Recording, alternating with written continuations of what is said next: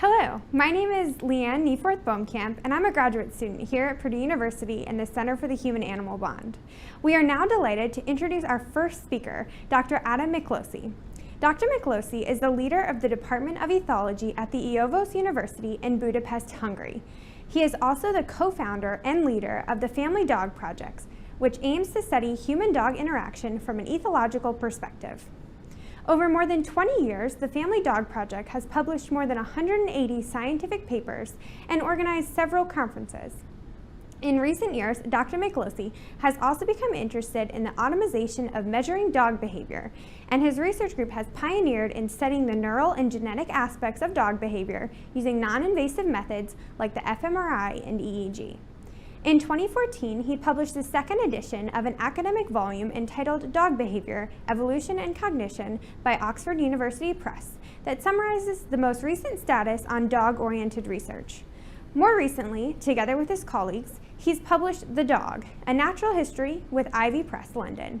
It is with great pleasure that I introduce to you Dr. Ádám Miklósi.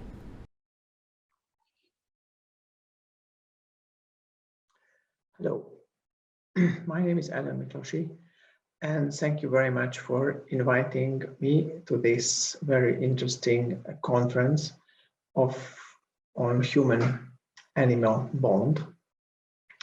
And today, actually, I would like to talk a little bit about bond, not much about love, and actually a bit more about attachment, and trying to suggest a scientific framework that may fit well or better to the subject that we call human-animal interaction.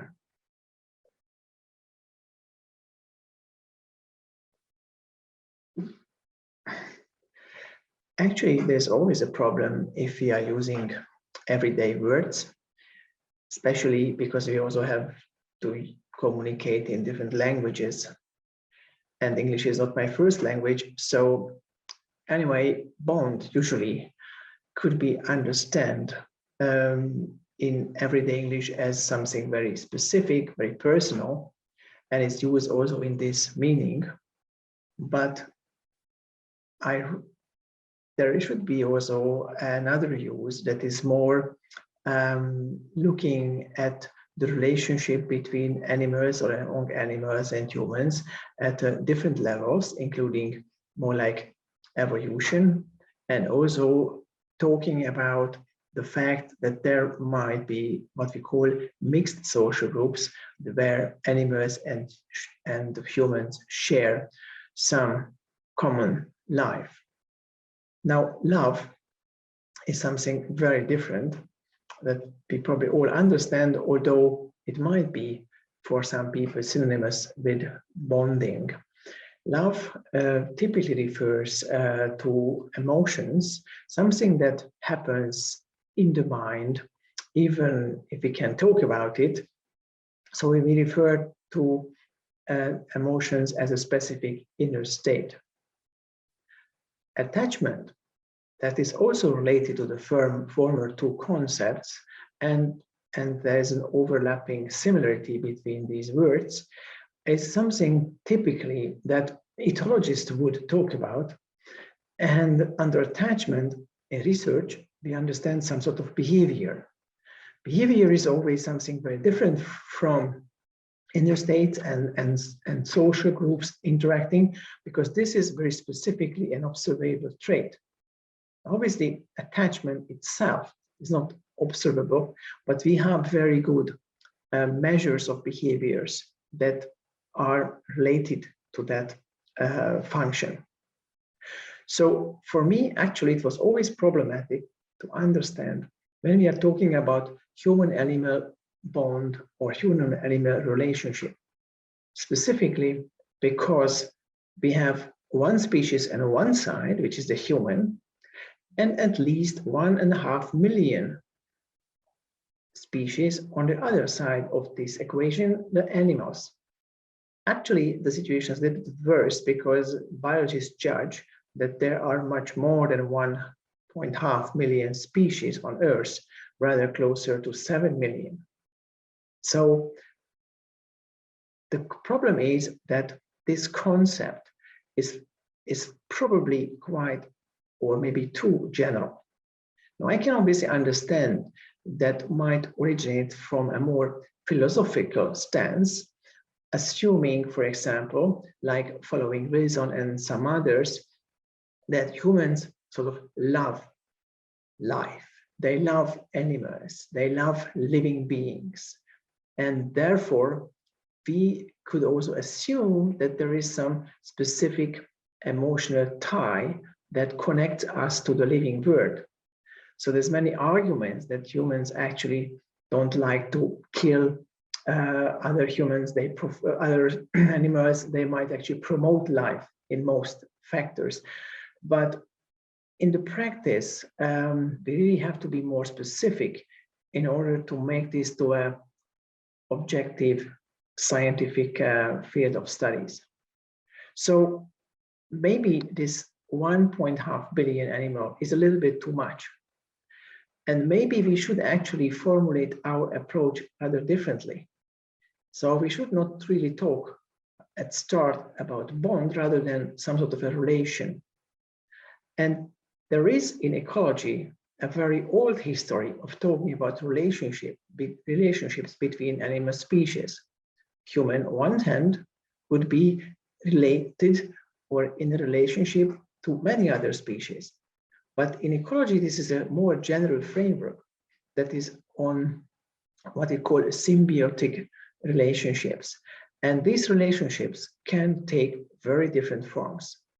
For example, we can talk about mutualism between two species, and this is also the case with humans, in theory at least, that is beneficial for both parties, both species.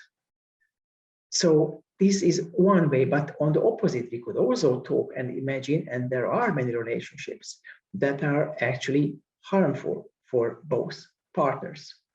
And as you can see on the graph, there are different variations, whether this relationship is beneficial or negative for one or both parties. Or in some cases, there is no effect at all, which probably means also there's no relationship in a sense that those two organisms actually don't really interact.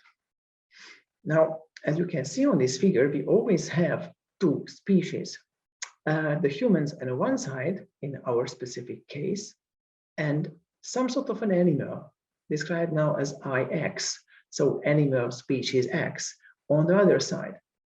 This also means that we cannot really talk about human-animal relationship in general. We can talk about these relationships, however, in terms of harms and benefits, disadvantages or advantages. However, it should be always related to a specific species. And this is indicated on the figure on the left side, by the way. You have dogs, cats, hens, dolphins, eagles, and so on. And the question is obviously, what kind of relationships, if any, they have with the humans? So human-animal relationships are always species-specific. But obviously, as you can also see on the right side, there might be some common features that are true for many of such human-animal relationships. So if you just think about this aspect of what we want to express with this reference to bonding or bond, the question is, really, this might be something where both parties are actually getting some advantage from this relationship. So in other words, in the words of ecological terminology, we're talking about human-animal mutualism. So the definition is usually very simple: long-term interaction with mutual positive effect at the level of the population. And that's also important. We are not talking about direct individual relationships between the relationship of Fido and his or her owner. Rather, we are talking about populations, because we are playing this game, or this game is played on the stages of evolution. So it's not so important whether individuals have or doesn't have advantages from this relationship during their own life. What is more important is whether the species as such, or the concrete manifestations of species, the populations have some advantages. So therefore, it's always important to keep in mind that mutualism is an evolutionary process. It is probably has been selected for in specific cases, and this selective process resulted in this mutual relationship between the two species. And in addition, in most cases, there are some specific traits that have been evolved in this situation that actually are supporting these mutualistic relationships among humans and a specific species. So we should also see them, and actually we can also look for them, whether these changes really emerge or have emerged, and what kind of changes there could be found. Now, because on one hand we have the animal, the other on one other side of the relationship we have the humans. In this relationship might also depend, obviously, on the history of humans, or at least in what time frame or when this relationship emerged, or actually has emerged, or actually whether it's still there. It might also change in time. It could also depend on the economical situation of the humans in general, whether they have time, money, investment, and so on in maintaining this relationship, or they might just abandon it for some other reasons. And obviously it might be influenced by culture, religion. So some human-animal relationships that exist in one kind of cultures and religions might not exist in the other. And obviously there is also a dynamic change in our evolutionary scenario, how these human-animal relationships are actually formed. Well, so far we only discussed that mutualism has some positive effect on both parties, but we really have to be more specific than that. So a lot of cases people refer to another synonym that is called cooperation. Now, cooperation is usually described as synchronization of some activities to achieve a common goal in different individuals, but eventually these different individuals comprise a whole population. So cooperation is mostly investigated within species. So when the individuals belonging to the same species are actually working together. So for example, a pack of wolves hunting together, cooperating in hunting for their prey.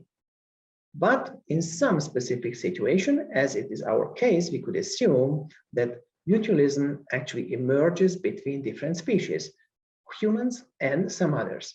And here are some interaction, some functions in behavior that actually could be the manifestations of such mutual interaction.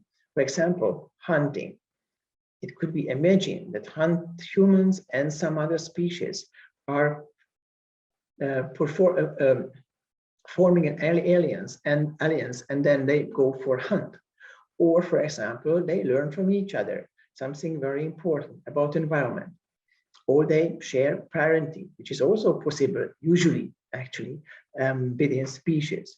But we could assume that such mutualism could actually also emerge in some specific situations. So there are some functions of behavior that could actually support or manifest human-animal mutualism. Now, obviously, we don't know in advance, or at least when we do just basic hypotheses, what is present and what is not. But we can see that specific species can, or has at least the potential to share or get involved in various ways of mutualistic interaction. Basically, the complexity between human and animal mutualism can differ depending on the specific relationship. Now, because we're talking about mutualism in case of human-animal interaction, an obvious focus within those 1.5 million animals are those companion animals that somehow live in our vicinity. We have some, I might say, specific relationship with them. So if we want to be interested in that sort of research, we could or probably should focus on them consciously. It's not just by the way it happens that we just by accident we choose those from the 1.5 million. We actually have some good reasons to choose them because of this mutualism that probably is there for some time. So with my colleagues, actually we were sort of suggesting that instead of referring to human-animal interaction as a general term, we might actually focus on what we call human companion-animal partnership. That is actually a subfield of human-animal interaction, but the argument would be that it might give you or give us a better framework to study, and it actually also shows a direction in which way we should actually go. Now, referring back to this bond aspect of why this might be still sort of true in some sense, is that humans started to interact with animals, not just accidentally here and there, but actually there was a specific time in our history, the emergence of agriculture, basically the domestication of some plants and animals that were sort of first of all done because probably humans had some advantage from a more planned form of sort of hunting and finding food. But as a byproduct, we really developed probably some understanding, if you like, some bonding to at least to the animals for sure. So maybe this idea of what Wilson and many others call biophilia is more connected to our history of domestication, so that humans actively domesticated some animal species, and without some sort of interest, some sort of specific relationship, you might call it bonding, it would be probably never so successful.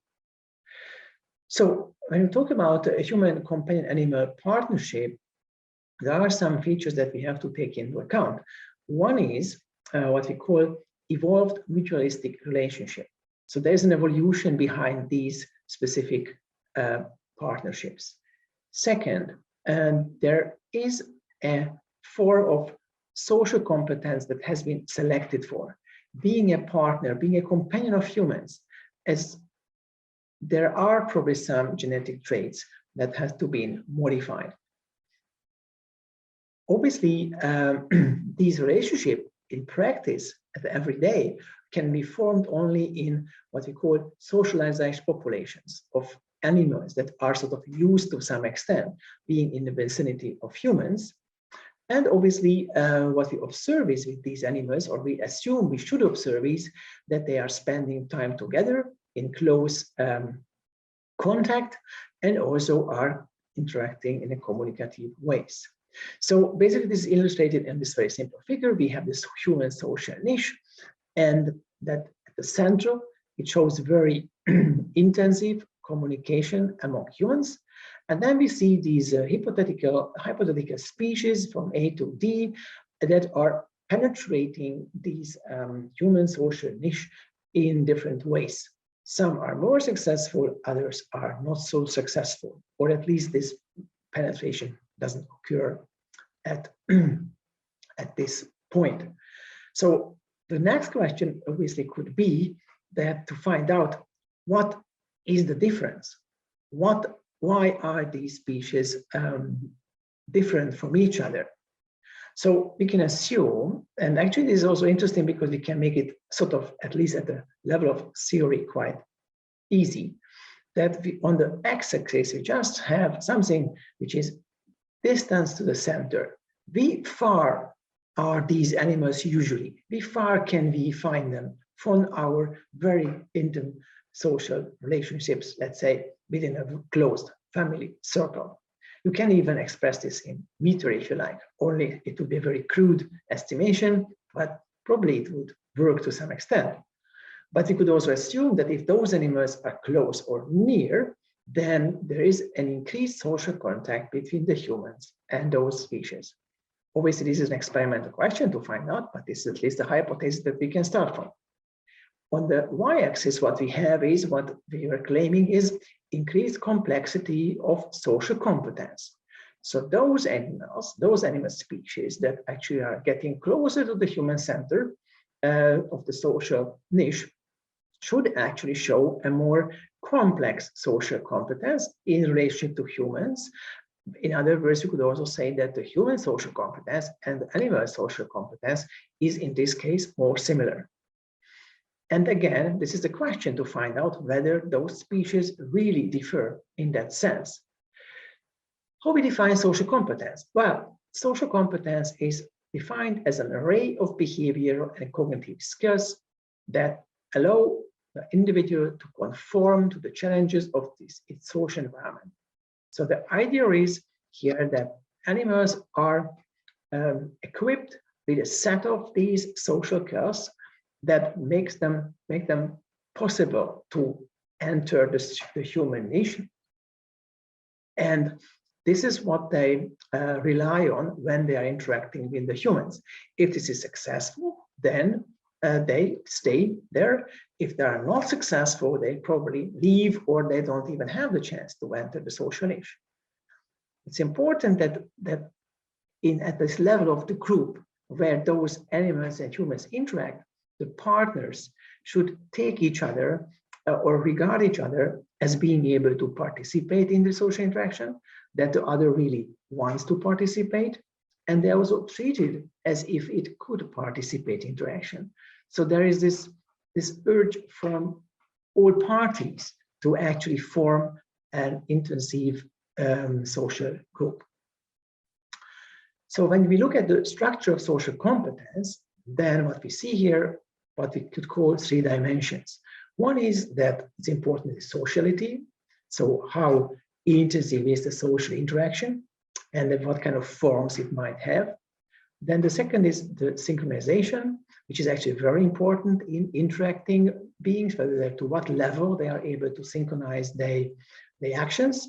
And the third is what we call construction. So what kind of cognitive interaction could play that actually have a direct effect on the behavior that is connected with some sort of joint performance. And in this table, where these 3 dimensions are portrayed, we list also some behaviors with specific function like attachment, rule following, or cooperation. However, obviously, each of these functional units of behavior like attachment and so on have also other components. So attachment is not only sociality. Attachment is also influenced by synchronization to some extent. Or cooperation is not only construction, it's not only achieving some goal, but it also relies on some sort of synchronization and also on some aspects of socialization. So basically what we have to do is, or what is the strategic plan, that we could compare those species from A to D and obviously many others with regard to their social competence, and very specifically to these functional units of behavior like attachment, communication, food sharing, and so on. However, we have to be very careful because comparative behavior analysis is very difficult. We have to control for many factors.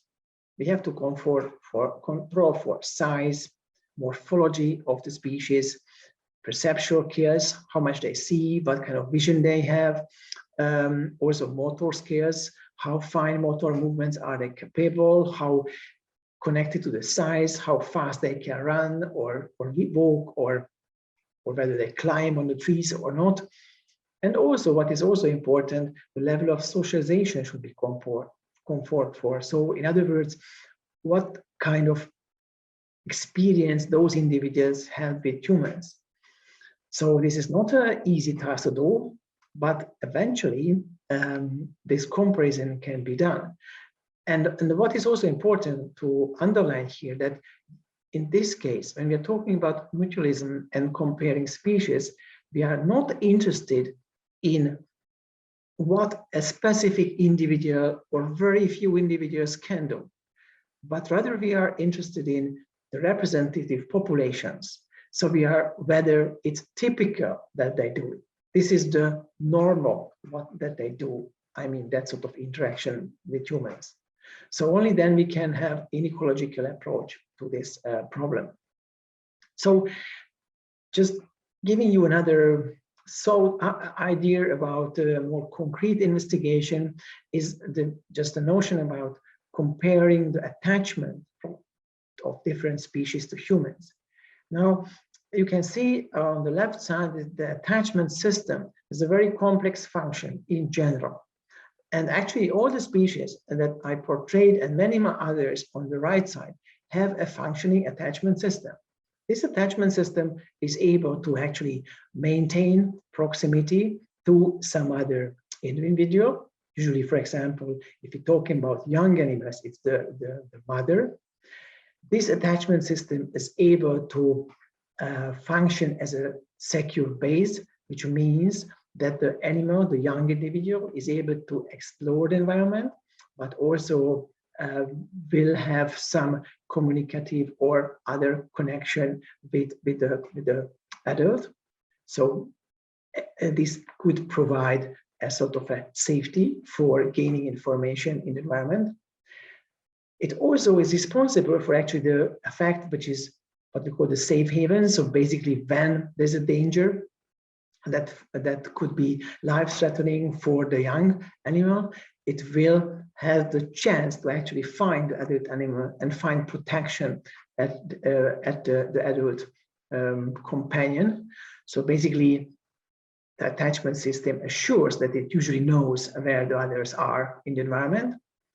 And in case of separation or solitude, when the animal is alone, then there are behavioral mechanisms that try to re-establish this contact with the partner, with the companion, with the parent, and so on. So this system is there also in dogs, in cats, in goats, in pigs, and many others. The origin of this system normally is obviously in their species-specific behavior. Attachment systems typically functions in relationship between the members of the same species. Actually, they live, for example, in a family. But this system can be also utilized in the human-animal interaction. However, because the evolution, the domestication history, the ecology, and the experience of these species is actually quite different. Therefore, the attachment system probably also would work in a very different ways. So basically what we have to do in research is looking for those species, finding those socialized individuals or populations, and then test how the attachment system is working. And we should actually assume that there are smaller or bigger differences. And some of those differences might actually help or actually might be disadvantages when it comes to attachment to humans or to people and so on. So basically here is the argument is that very specific comparative experiments should be done. And there is a history specifically in the case of the dogs that we know a lot about how the attachment system is functioning in relation to a human-dog interaction, but we know much less about cats, and actually there's a debate on this as well, and we know also little, we have only few information about horses, pigs, and others.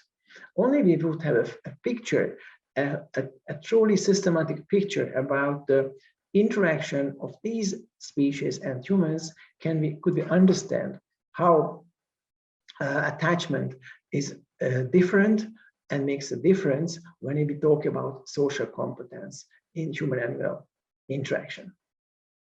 So in summary, I think human-animal interaction or bond is too broad category for a real scientific study. I think we need an evolutionary and ecological approach to human-animal interaction, making it more specific. And our suggestion is to focus more on a human companion-animal partnership that actually could also help in designing better experiments and asking better questions. It's very important that we have actually a theoretical framework for that kind of interaction, which means, in other words, social competence, obviously in relation to humans. And the good news is also that we have some behavioral features, behavior traits that we can very well measure under controlled conditions. And if we include also some very important comparative experiments, then we can actually really understand what makes some human-animal relationship special, and maybe what kind of similarities there exists between the human-animal relationships in general. Thank you very much for your